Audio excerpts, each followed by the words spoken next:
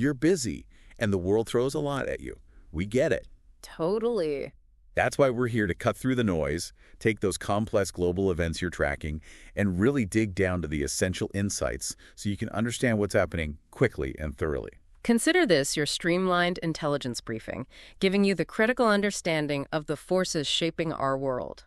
Today, we're taking a deep dive into a pair of deeply concerning events from April 2025. The Russian missile strikes that hit the Ukrainian cities of Sumy and Kryvyi Rih. Yeah, really awful stuff recently. To get a clear picture, we've gathered information from a wide range of sources. We're looking at news reports from outlets like Fox News, Newsweek, the Kyiv Independent, Al Jazeera, Sky News, and The Express. A pretty broad spectrum there. We also have expert analysis from the Robert Lansing Institute, a perspective from the Hoover Institution, a detailed briefing from the House of Commons Library, and even a helpful FAQ to keep us focused. Okay. So our goal today is straightforward.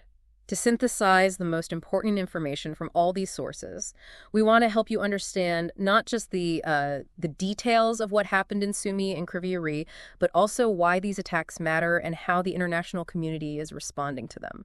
Okay, let's start by getting a clear picture of the attacks themselves. The first major strike we saw was on Kryvyi Rih on April 4th. It's truly disturbing reading that this attack occurred near a playground. It really is. That detail stands out. It highlights this apparent disregard for civilian life, targeting areas where children play. Tragically, the reports indicate that 19 people were killed in that single attack, and what makes it particularly devastating is that 9 of them were children. 9. Just awful. Then just over a week later, on April 13th, which was Palm Sunday, Sumy experienced a horrific attack. This one resulted in an even higher number of immediate casualties. Yeah, that's right. 2 ballistic missiles slammed into the very center of the city. And just for clarity, ballistic missiles are essentially rockets that follow a high arcing trajectory to their target, right? Less precision sometimes. Generally, yes. Depends on the specific missile, but they aren't always pinpoint accurate, especially older models or certain types. The human cost of the Sumy attack was immense. At least 34 individuals lost their lives, and over 117 sustained injuries. And among those killed were 2 children, underscoring, again, the indiscriminate nature of these kinds of weapons in populated areas. Exactly. Now, following the Sumy strike, Russia claimed that their target was a meeting of Ukrainian military officials. However, examining our range of sources, there doesn't appear to be substantial evidence to support this claim. No, and the attack has been widely condemned by international observers as an attack on civilians. That's a crucial point to underscore. While Russia offered this military justification, the overwhelming consensus among international bodies and European leaders is that this was a deliberate attack on civilian targets. Right. We even heard strong condemnation from Ukrainian President Zelensky, who described the attackers in very harsh terms. Filthy scum, I believe was the quote. Wow. Understandable reaction. Yeah. Interestingly, Russia also issued a counterclaim regarding the Sumy strike. They alleged that their missiles killed more than 60 Ukrainian servicemen. And they accused Ukraine of using civilians as human shields by intentionally holding military gatherings in populated civilian zones. It's important for us to acknowledge this alternative narrative coming from Russia, although, as you mentioned, widespread corroborating evidence for their claims isn't present in the sources we've reviewed. Correct. We also have a report, it's an unverified claim from Kyiv, that Russia might have employed cluster munitions in the Sumy attack. Cluster munitions. Those are weapons that release a large number of smaller bomblets, right? Over a wide area. That's the one, designed to cause damage across a wider area, as you said.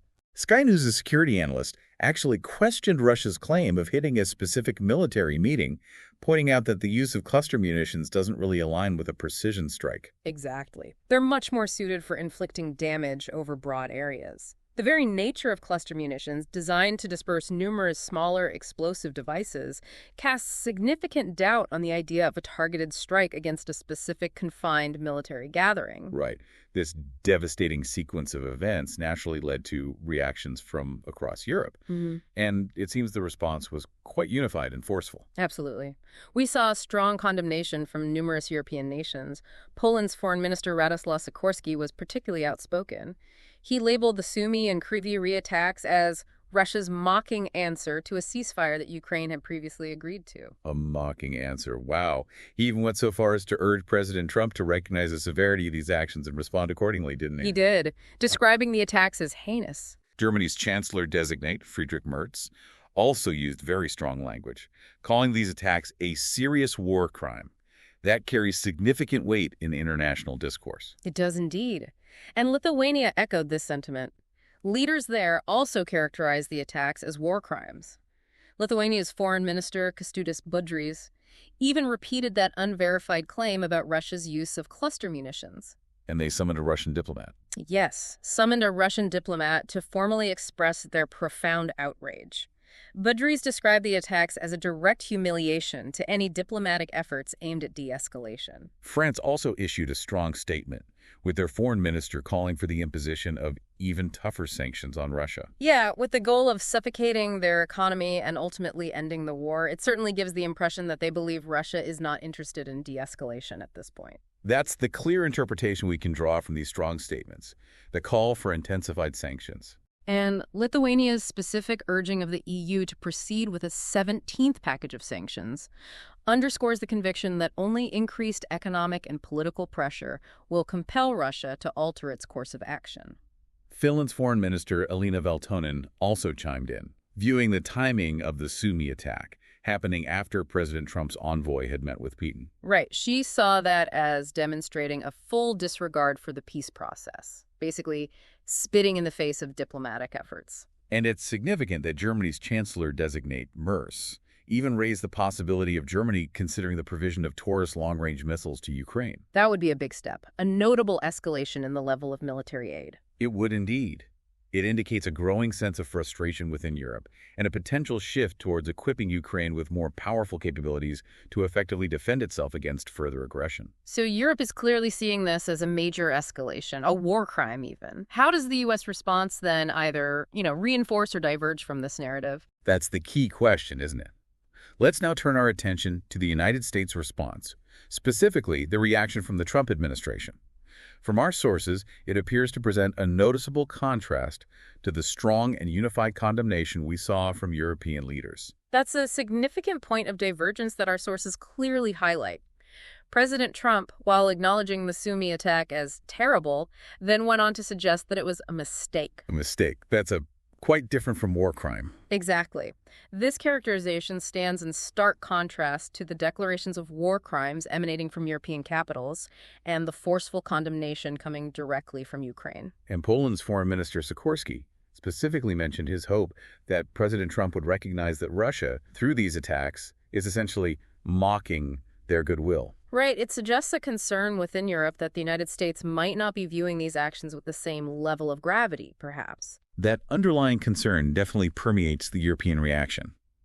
And when we consider the broader context, the briefing from the House of Commons Library points towards a potential shift in U.S. policy. How so? Well, there seems to be a growing emphasis on seeking a negotiated settlement to the conflict, with ongoing efforts directed towards establishing a temporary ceasefire and potentially resetting the overall relationship between the U.S. and Russia. A reset. Right. Okay.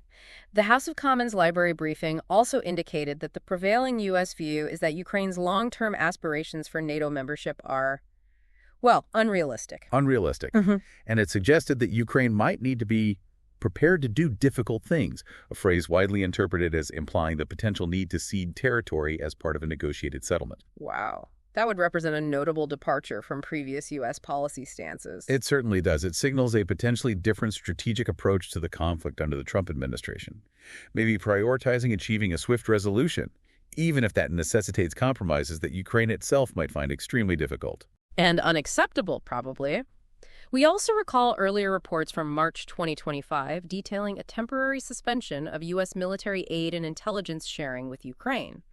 That seems to fit this pattern. It does seem to underscore this apparent shift in U.S. strategy, yeah. And the U.S. administration seems to be increasingly emphasizing the need for Russia to demonstrate reciprocity in order to achieve peace. It's not being presented solely as Ukraine needing to make concessions. So when the U.S. talks about Russia showing reciprocity, what kind of actions might they be looking for specifically? That's a critical question. In this context, reciprocity likely refers to the U.S. expecting Russia to take tangible steps towards de-escalation as well. This could include ceasing offensive operations, withdrawing forces from certain areas, or engaging constructively in diplomatic negotiations. But the specifics are a bit vague. The specific definition and application of reciprocity remains somewhat ambiguous, yeah. President Trump himself has a history of assigning blame for the war to multiple actors: Putin, Biden, Zelensky. And he's repeatedly asserted his belief that the conflict would not have occurred had he still been in office. Right. That's his consistent line. We also saw a mention of the U.S. proposing a potential agreement with Ukraine, granting access to rare earth minerals as a form of security guarantee. That's interesting. It is certainly a novel and multifaceted strategy, linking significant economic interests to security assurances. It suggests that establishing strong economic interdependencies could be viewed as a way to solidify a long-term security commitment from the United States to Ukraine. Maybe. A very transactional approach, perhaps. Yeah. Now let's delve into the analysis provided by the Robert Lansing Institute. They offered some really insightful perspectives on the potential strategic motivations behind Russia's apparent deliberate targeting of civilian populations. What were their key findings? Okay, yeah. Their analysis pinpoints three primary strategic objectives driving this tactic. Firstly, they highlight psychological warfare. The aim, according to their assessment, is to erode the morale of the Ukrainian population, trigger significant refugee flows, and ultimately exert pressure on the Ukrainian government to make concessions due to increasing domestic suffering and instability. So basically trying to break their spirit. Pretty much. Their analysis reveals a calculated strategy by Russia to exploit civilian suffering for multiple strategic gains, not just military ones. It creates a very grim picture, instilling widespread fear and chaos. What was the second strategic aim they identified? Secondly, they discuss the deliberate depletion of Ukrainian resources and the disruption of civil defense efforts. By targeting essential infrastructure, like power grids and water facilities, Russia forces Ukraine to divert crucial resources towards civil defense measures and the repair of damaged infrastructure, rather than concentrating solely on bolstering its military capabilities. So tying up their resources. Exactly. Additionally, it stretches Ukraine's air defense systems as they are compelled to respond to threats across a wider geographical area. So Russia aims to bog down Ukraine in constant repair and defense of its civilian infrastructure, hindering its ability to mount an effective resistance on the military front. Makes sense. And what was the third strategic objective? The third key aim, according to their analysis, is to send a clear message to the West. Okay. These attacks on civilian targets, in their view, serve as a means for Putin to reinforce his narrative of total war to a domestic audience. Simultaneously, on the international stage, they act as a test of the resolve of NATO and the United States. How so? A test? By subtly hinting at the potential and increasing costs associated with continuing to provide support to Ukraine. Sort of a see how far we're willing to go message. Got it. They also specifically examined the Sumy strike, didn't they? Emphasizing its strategic and symbolic significance given its location relatively close to the Russian border. Exactly. Even though it's distant from the main active front lines in the east and south, the attack on Sumy sends a powerful message that Russia retains the capability to directly threaten even northern Ukraine. Like a return to the early days of the invasion. Potentially signaling a return to that phase, yeah. And as we discussed before, might be intended to draw Ukrainian air defenses away from the more intensely contested regions in the east and south. And the fact that the missiles struck civilian infrastructure, including a university dormitory and residential buildings, further underscores the non-military nature of the target selection, according to this analysis. The Robert Lansing Institute also explored the potential consequences if the United States fails to mount a strong and decisive response to these types of deliberate attacks on civilians. It sounds like their analysis points to some far-reaching negative repercussions. Their analysis does indeed paint a concerning picture of the potential ramifications of inaction. They suggest a significant erosion of international credibility for the United States. How would that play out? Well, it could weaken its overall global leadership and potentially embolden other authoritarian regimes around the world, such as China and Iran. Russia itself might interpret a weak or muted response as tacit permission to escalate its aggression even further. That really makes you think about the kind of world we're heading towards. If these norms continue to be violated, it's a deeply troubling prospect. What other significant implications did they highlight? They also point to the potential for a growing trust deficit between the United States and its NATO allies, particularly those nations in Eastern Europe who feel the most direct and immediate threat from Russian aggression. So allies might start looking elsewhere. This erosion of trust could lead to European nations seeking greater autonomy in their defense policies and a decreased reliance on the security guarantees traditionally provided by the United States. And domestically in the U.S. Domestically, within the U.S., a perceived lack of a strong response could trigger criticism of the administration, particularly from within the Democratic Party and from Republican figures focused on national security. Though maybe not from everyone. Well, it might find support among a more isolationist segment of the political base in the short term. A mixed bag politically. And looking beyond the immediate political and strategic fallout, what about the longer-term precedent that might be set by a weak response? The Robert Lansing Institute strongly emphasizes this. Failing to adequately respond to attacks on civilians, like the one in Sumy, establishes a dangerous precedent in international law and norms. Meaning? It could potentially lead to future attacks targeting schools, hospitals, and other civilian infrastructure being met with similar levels of inaction, effectively lowering the threshold for what is considered acceptable conduct in armed conflict. A slippery slope. Definitely. They also warn of potential damage to the United States' standing in the global south, where nations might perceive a double standard in the U.S. application of human rights principles. Furthermore, it could undermine international accountability mechanisms that the U.S. has historically promoted, like the International Criminal Court. So it sounds like the Robert Lansing Institute views a robust and principled U.S. response as absolutely crucial, not only for the immediate defense of Ukraine, but also for preserving fundamental international norms and the long-term credibility of the U.S. Precisely. Their core conclusion is that strategic inaction in the face of such blatant attacks on civilians carries substantial strategic risks. It effectively signals to potential adversaries that such actions are not considered inviolable red lines. And potentially paves the way for a broader and even more dangerous escalation of the conflict in the future. Exactly. Okay, let's shift our focus now and consider the prospects for achieving a lasting peace in the region. The Hoover Institution provided some interesting perspectives on this complex issue, and we've also encountered related information in some of our other sources. Right. The Hoover Institution raises the concept of a Korean solution as a potential framework for ending the active conflict. A Korean solution, like North and South Korea. Essentially, yes. This would involve an armistice that effectively divides Ukraine, establishing a demilitarized zone similar to the division of the Korean Peninsula. But that's not really peace, is it? It's just frozen war. That's the crucial point. It's important to remember that the Korean armistice isn't a peace treaty, and it involves a heavily militarized border and ongoing tensions. A similar solution in Ukraine would likely carry its own set of long-term challenges. And the Hoover Institution emphasizes that such armistices aren't self-enforcing. Correct. They typically require a sustained commitment of resources and personnel from external powers to maintain stability.